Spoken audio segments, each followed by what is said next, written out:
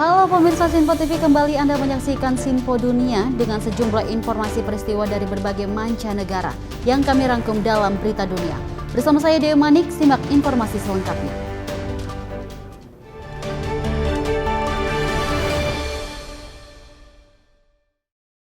Dan pemirsa, kita awali informasi Berita Dunia kali ini di mana informasi utama kita, Amerika Serikat dan 28 negara mitra termasuk Indonesia memulai latihan perang maritim terbesar di dunia. Dimulai dari Hawaii dan juga puluhan ribu prajurit dengan alutsista mereka akan diuji coba di samudra terbesar di dunia, Samudra Pasifik. Berikut informasinya. 40 kapal permukaan, 150 pesawat terbang, 3 kapal selam, dan 25.000 prajurit berlatih bersama di perairan Samudra Pasifik dalam Rim of the Pacific atau RIMPAC tahun ini. Negara-negara di penjuru dunia mempraktikkan serangkaian misi, mulai dari tanggap bencana alam hingga keterampilan serang di saat perang. Every nation in the world has interest in the Pacific, and we adhere to the same value. It's more than welcome to participate. Kembali tak diundang adalah Tiongkok. Analis menilai sambutan hangat mengikut sertakan Tiongkok 1 dekade lalu jadi bumerang bagi RIMPAC. There was this outreach to China, and definitely the U.S. and its allies and partners were essentially burned by the Chinese taking advantage of it, but not really taking advantage of it in a way to positively shape their behavior and cooperate, but took advantage of it as an opportunity to essentially to collect intelligence and to try and get more acceptance of what should be considered unacceptable behavior. Tiongkok terakhir mengikuti latihan RIMPAC pada tahun 2016 dan sebelumnya pada tahun 2014. Sejak tidak lagi mengikuti latihan RIMPAC, pemerintahan di Beijing semakin agresif di Laut Cina Selatan, termasuk dengan membangun pulau buatan di wilayah sengketa, berpatroli di daerah Taiwan, dan juga yang paling akhir menembakkan meriam air ke kapal Filipina. Latihan gabungan ini diharapkan bisa mengirim pesan tegas ke Tiongkok untuk berhenti merundung negara-negara tetangganya. They're not just going to be facing the United States and the country they're targeting, but they're potentially going to have to deal with a response from a wide range of countries that have common interests in deterring and confronting Chinese aggression and its threats to free and open Indo-Pacific. Negara peserta RIMPAC tahun ini akan berlatih menarget kapal serbu USS Tarawa yang dinonaktifkan, sebuah kesempatan langka untuk mengetahui seberapa efektif persenjataan mereka dalam menenggelamkan kapal besar serta melakukan perlindungan di laut terbuka. Dari Washington DC, Virginia Gunawan dan tim VOA. Dan kita beralih ke informasi berikut ini pemirsa, di mana informasi berikut ini menghasilkan listrik tenaga surya umumnya dilakukan lewat penempatan panel surya di atap bangunan atau rumah. Amerika Serikat kini juga membuat proyek listrik surya inovatif, yakni pemasangan panel surya terapung dalam skala besar di atas wilayah perairan. Salah satu inovasi terhebat di bidang pembangkit listrik tanpa polusi adalah panel fotovoltaik terapung atau yang disebut FPV. Yang menambatkan panel surya di perairan seperti di danau, waduk, atau di lautan.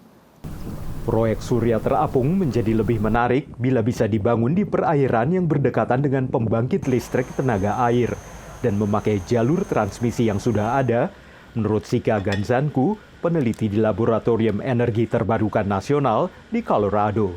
In countries that depend again on a lot of hydropower, there's concerns around what does power generation look like during droughts, for example. And with climate change, we expect that we'll see more extreme weather events. And so when we're thinking about droughts, there is the opportunity to then have FPV as another renewable energy option in your toolkit, essentially. So instead of depending so much on hydro, now you can use more FPV, reduce your dependence on hydro during very dry seasons, use your floating photovoltaics. 5.000 panel surya kini mengapung di salah satu kolam air limbah di kota Windsor di California, menurut anggota Dewan Kota Deborah Fudge. And they also provide 90% of the power that we need for all of the operations for treating wastewater, for all the operations at our corporation yard, and also for pumping our wastewater to the geysers, which is a geothermal field about 40 miles north. Danau di Virginia ini adalah salah satu dari sekitar 25.000 perairan di Amerika Serikat yang diidentifikasi pemerintah sebagai tempat yang cocok untuk penempatan panel surya terapung. Panel-panel terapung yang mencakup seperempat luas dari masing-masing lokasi perairan ini berpotensi untuk menghasilkan hampir 10% dari kebutuhan tenaga listrik di Amerika. Dari Arlington, Virginia, saya Helmi Yohanes dan tim VOA. Kita lanjut informasi berikut ini di mana para ahli medis mengatakan suara seseorang dapat memberikan informasi penting tentang kesehatan. Kini sebuah proyek yang didanai pemerintah Amerika Serikat sedang mengumpulkan dana dan menganalisis ribuan suara serta memakai kecerdasan buatan untuk mendiagnosis penyakit. Simak informasinya. Dr. Yael Ben-Susan sedang memeriksa pita suara seorang pasien.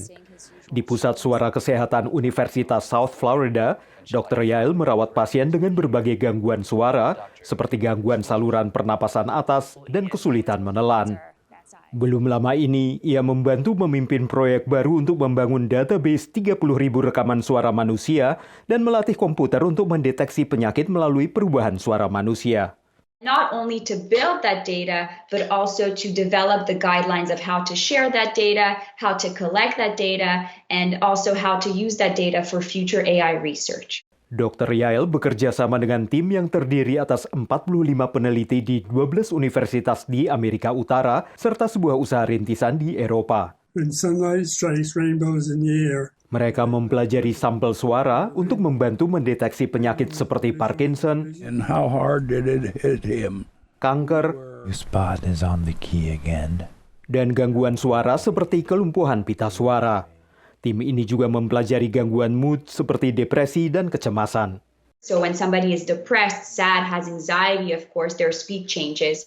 Penelitian ini adalah satu dari 4 proyek pembuatan data yang didanai program Bridge to Artificial Intelligence dari Institut Kesehatan Nasional yang dirancang menggunakan AI untuk mengatasi tantangan biomedis kompleks. They realized that there was such a big gap between the technology that we had available and the clinical knowledge and what we use in clinical care in our hospitals.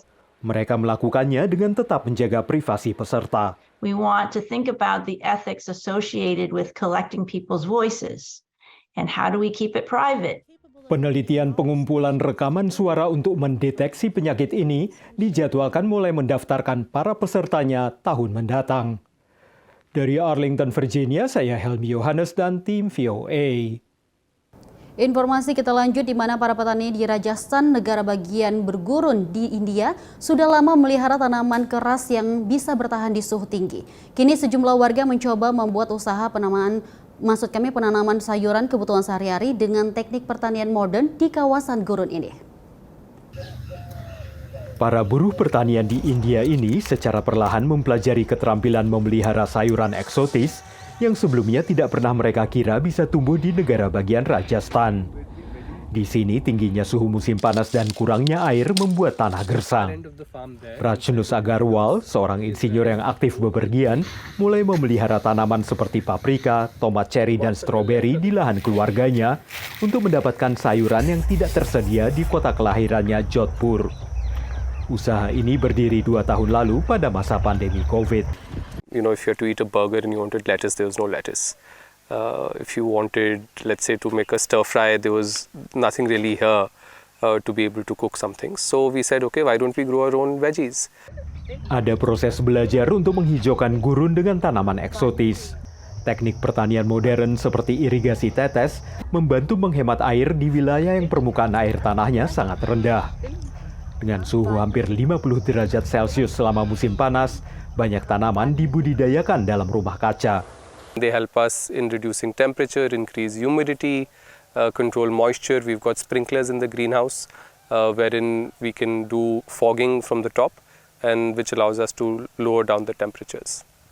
Sebagian besar pekerja ini terbiasa memelihara tanaman keras di iklim gurun dan dulu tidak pernah mendengar tentang sayuran yang kini mereka pelihara. लगा पोलियो इस आदमी बे सरवण जी बे आगे काम करता बे मतलब भाई आ चीज़ लगानी है ये चीज़ है आ चीज़ है मतलब सबका नाम देख लिया। पोली हाउस है, ग्रीन हाउस है, शेड नेट हाउस है, इसमें मैंने खूब वर्क किया था। तो कब किस मौसम में कौन सी फसल लगती है, कब ग्रो करती है, कब हार्वेस्ट होती है, तो ये काफ़ी चीज़ें पहले से ही मालूम थी और बाकी बाद में धीरे धीरे एक्जोटिक का भी नॉलेज होता गया और हम आगे बढ़ते गए। Peluncuran usaha ini pada masa pandemi, ironisnya membantu bisnis berkembang karena fokus banyak orang beralih pada kesehatan sehingga meningkatkan permintaan akan sayuran segar. It's not a fad, it's something that's here to stay. Bagi istri Rajnush, usaha pertanian yang juga ia awasi ini merupakan perubahan menggembirakan dari pekerjaannya sebagai tenaga profesional sumber daya manusia. This taps more of my creative energy, and being so close to nature is obviously something that everyone enjoys. Para ahli optimistis, usaha seperti ini akan mendorong lebih banyak petani memanfaatkan teknik modern dan mendiversifikasi tanaman, sehingga bisa meningkatkan pendapatan di salah satu negara bagian India yang kurang berkembang dan mayoritas perekonomiannya masih bergantung pada sektor pertanian. Dari Arlington, Virginia, saya Helmi Yohanes dan tim VOA. Terima kasih masih bersama kami dalam Sinpo Dunia, dan kita lanjut informasi berikut ini di mana pasar petani lokal di Costa Rica telah berkembang selama lebih dari 40 tahun dan menyediakan beragam hasil pertanian dengan harga terjangkau. Dan pasar seperti ini juga menjadi jalur penghidupan ekonomi yang penting bagi ribuan keluarga petani dan sekaligus membangun rasa kebersamaan warga.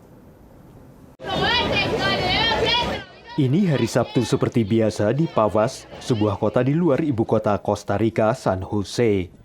Di sini para petani kecil dari pedalaman datang lebih awal untuk menjual buah-buahan dan sayuran. El poquito que sembramos nosotros, lo que cultivamos, lo cosechamos y lo vendimos a vender aquí a la feria. Selama lebih dari 10 tahun, Nuria Serda menghabiskan hari Sabtunya di pasar produk pertanian ini yang tidak jauh dari rumahnya.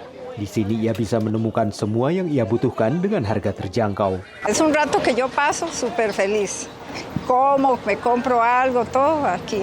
A mí me encanta porque creo que así no tiene uno que desplazarse a San José. Son mis amigos, los considera uno a veces su familia. Pasar petani seperti di Pavas ini dimulai pada akhir tahun 1970-an. Dan di tahun-tahun berikutnya, lebih dari 80 pasar telah didirikan di seluruh Costa Rica. Aquí tenemos 285 agricultores, de todas partes del país vienen aquí, y diferentes frutas, verduras, todo.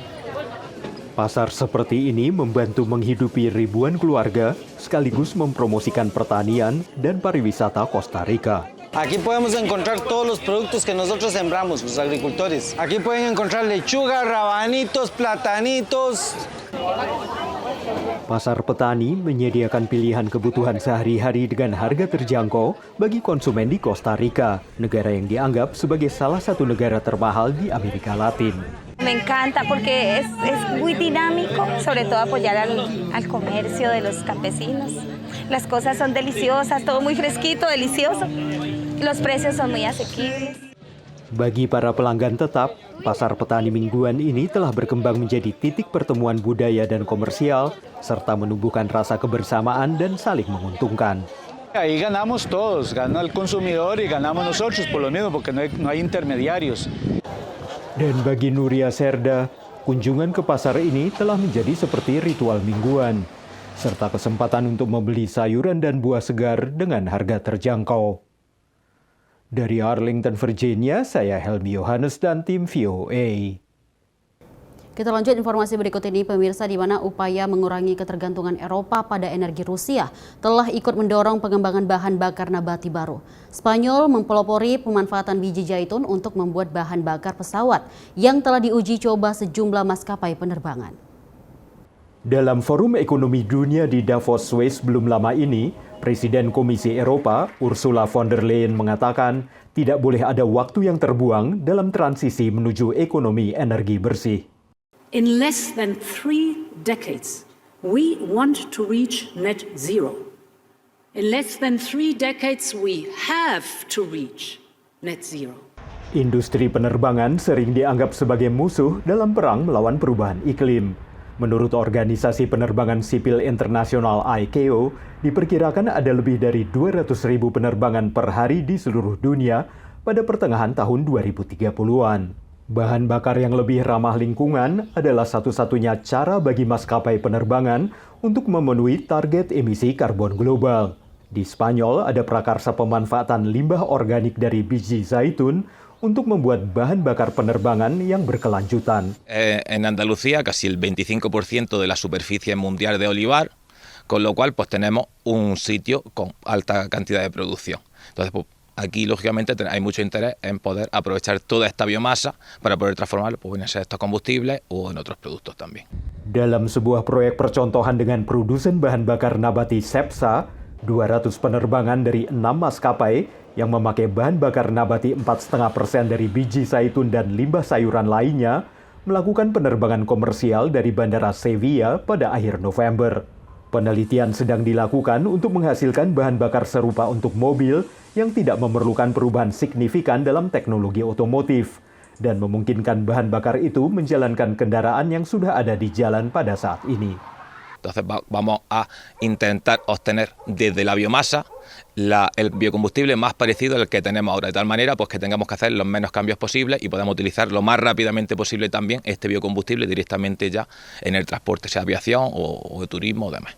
Bahan bakar fosil yang digunakan Spanyol hampir seluruhnya diimpor dari luar negeri. Ini berarti potensi pemberian insentif untuk mengembangkan teknologi biomasa masih sangat besar. Prospek mengubah limbah zaitun menjadi bahan bakar dan produk lain seperti bahan konstruksi bisa meningkatkan perekonomian sekaligus menciptakan lapangan kerja baru di wilayah Uni Eropa dengan salah satu tingkat pengangguran tertinggi ini. Dari Arlington, Virginia, saya Helmi Yohanes dan tim VOA. Dan informasi berikut ini pemirsa, di mana drone bawah air semakin populer di kalangan penghobi dan juga peneliti. Seiring berkembangnya teknologi yang mempermudah pengoperasian di dalam air, namun drone bawah air jenis baru belum bisa masuk ke laut. Maksud kami belum bisa masuk ke laut dalam dan juga masih menjadi tantangan masalah komunikasi di bawah air. Sebuah tim robotika SMA dari Sacramento, California bernama Jesuit Robotics merancang kendaraan yang dioperasikan dari jarak jauh atau ROV selama lebih dari 1 dekade. We developed the grippers ourselves. The cameras are modularly adjustable buoyancy systems. Jesuit Robotics belum lama ini memamerkan drone bawah airnya di sebuah kompetisi di Long Beach, California. Drone bawah air bernama Manatee ini dapat memetakan kapal yang karam atau mengerjakan proyek-proyek lingkungan. We have our custom AI detection software. Our bottom gripper helps us restore seagrass beds. Yang menarik adalah ROV belum lama ini menemukan kapal Endurance yang tenggelam di perairan Antartika tahun 1915. Operasi ini menghabiskan biaya sekitar $10 juta. Namun ROV lambat berkembang di kalangan penghobi. Sejumlah usaha rintisan membuat perubahan desain dan menambahkan teknologi untuk membuat drone bekerja lebih baik di bawah air serta menekan biaya. Perusahaan di Los Angeles, Blue Robotics, mengerjakan proses tahan air bagian drone bawah air seperti alat penggerak yang mendorong ROV ke arah yang benar dan menambahkan berbagai sensor untuk mengukur suhu, tekanan, dan kedalaman. Instead of trying to protect the motor from the water, why don't we make a waterproof motor? And so that's really the innovation here. Drone bawah air yang baru ini tidak bisa masuk ke laut dalam, tapi dipakai untuk kondisi yang tidak aman bagi penyelam manusia dan juga untuk para penghobi, menurut ahli teknologi kelautan Fritz Starr. The ability for everybody or more people to be that explorer, to be that person who understands what's going on in their local environment is really important. Dan tidak seperti drone udara, teknologi masa kini belum bisa memecahkan masalah komunikasi bawah air. Jadi untuk saat ini, drone bawah air masih dikendalikan melalui kabel penambat. Dari Arlington, Virginia, saya Helmi Yohanes dan tim VOA. Pemirsa, informasi tadi menutup perjumpaan kita kali ini. Terima kasih atas kebersamaan Anda. Saya Dewi Manik, pamit undur diri.